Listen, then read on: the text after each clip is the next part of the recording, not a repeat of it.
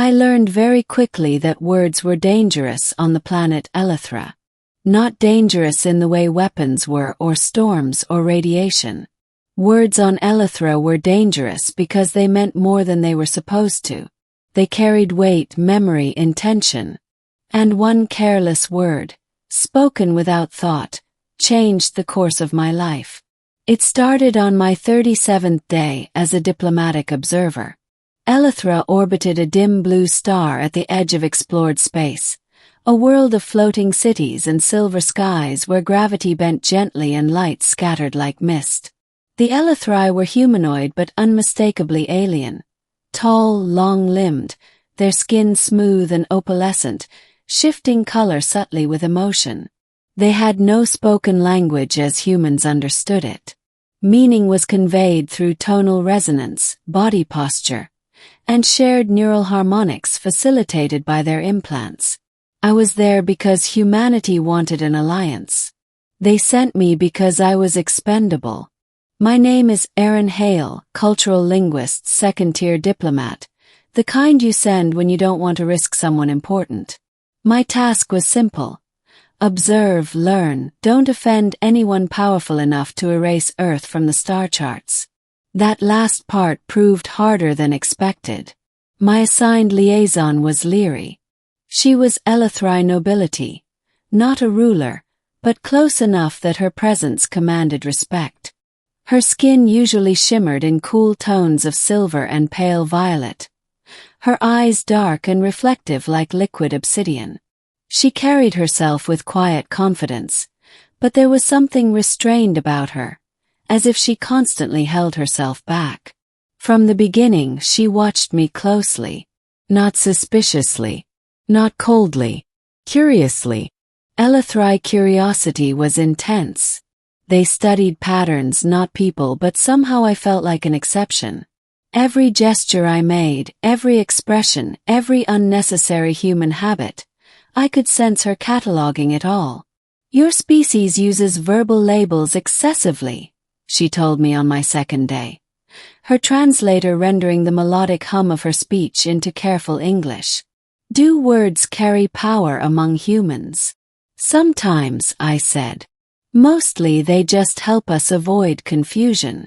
Her skin flickered faintly, a sign of mild amusement. You often fail. That became our rhythm. Quiet observations, dry exchanges, long walks through the floating corridors of the city known as Aralis. I learned Elethri customs. She learned human ones. We were careful, professional, until we weren't. The Elethri did not use terms of affection. They bonded through shared resonance. Deep, complex emotional synchronizations that took years to establish. To name someone with a personal term, a unique verbal marker, was considered intimate, almost invasive. The concept of casual endearments didn't exist. I didn't know that. It happened during a minor crisis, an atmospheric instability in one of the lower platforms. Nothing catastrophic, but enough to disrupt daily life. I had been awake for nearly 30 hours, helping translate human stabilization models into Elethri engineering logic. Leary stayed beside me the entire time, calm and focused, her presence anchoring me when exhaustion threatened to blur everything.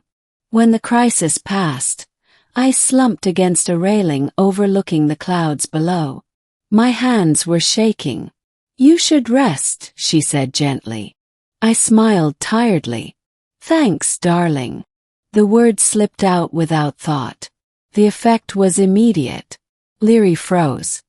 Her skin flared, bright, sudden, a rush of warm rose and gold that rippled across her face and neck. Her posture stiffened, then softened. She turned her head slightly away from me, as if overwhelmed by a sensation she didn't understand. I straightened. I'm sorry. That was. She looked back at me, eyes wide. Say it again, she whispered.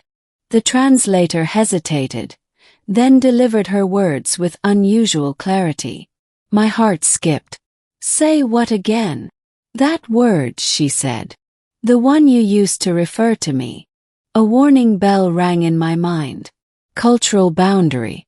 Potential diplomatic incident. But she wasn't angry. She was flustered. I shouldn't have said it, I replied carefully. It's just a human habit. It doesn't mean. Her skin pulsed softly, the rose deepening. Explain. So I did. I explained what darling meant to humans. A term of affection. Familiarity. Warmth. Sometimes romance. Sometimes just care. A word that could mean everything or almost nothing depending on context. She listened in absolute silence. When I finished, she looked down at her hands. Among my people, assigning a personal identifier outside one's birth designation is reserved for bonded pairs. Oh, I didn't know, I said quietly. I would never intentionally disrespect you. She shook her head. You did not disrespect me. Her skin glowed again, softer this time. You acknowledged me. That night I didn't sleep.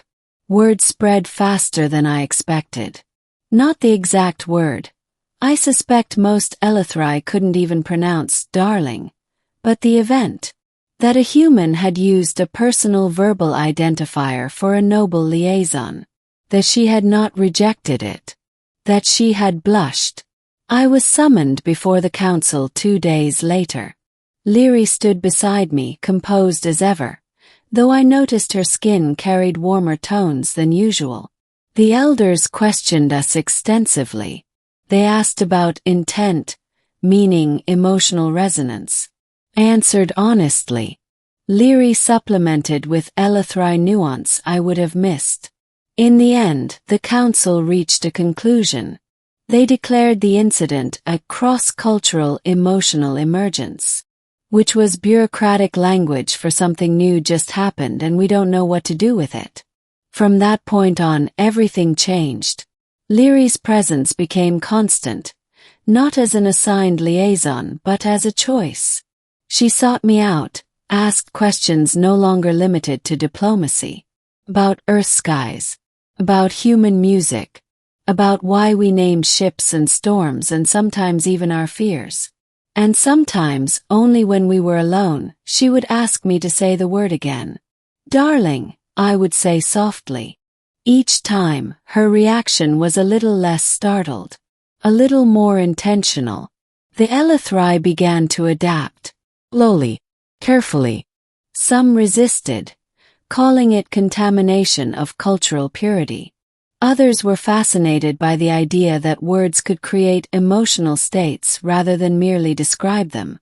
Leary became a symbol of that change, whether she wanted to or not. There was backlash. A faction within the council accused her of compromising Elethrai neutrality. They claimed emotional entanglement with a human endangered their societal equilibrium. When negotiations stalled, they proposed ending the exchange program. Ending me. Leary found me that night on one of the highest platforms, staring out at the stars. They want you to leave, she said. He nodded. I figured. Her skin dimmed, colors cooling toward gray. If you go, this phenomenon ends. I turned to her. What do you want? She hesitated. Elethrai hesitation was rare. I was taught that meaning must be shared through resonance, she said slowly. But your word, when you say it, it creates something inside me. Something that is mine alone. I swallowed. Leary. She met my eyes. Say it. I did. And for the first time she didn't just blush. She smiled. The council's decision was announced the next day.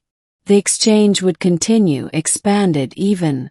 Elethra would begin a formal study of human verbal affective structures. I would remain as lead cultural consultant. Unofficially, Leary's influence had tipped the balance. Months passed. Elethra changed. Not dramatically, not all at once, but undeniably. New words were created. Personal identifiers experimented with. Emotional expression diversified.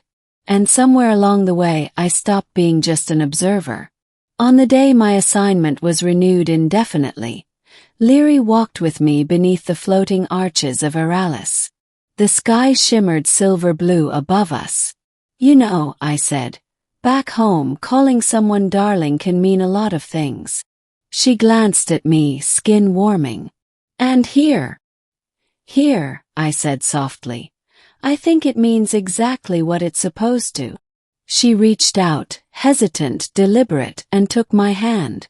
Her resonance aligned with mine, gentle and certain. All because of a single word I hadn't known would matter. And a future neither of our worlds had planned for, but were ready to learn from.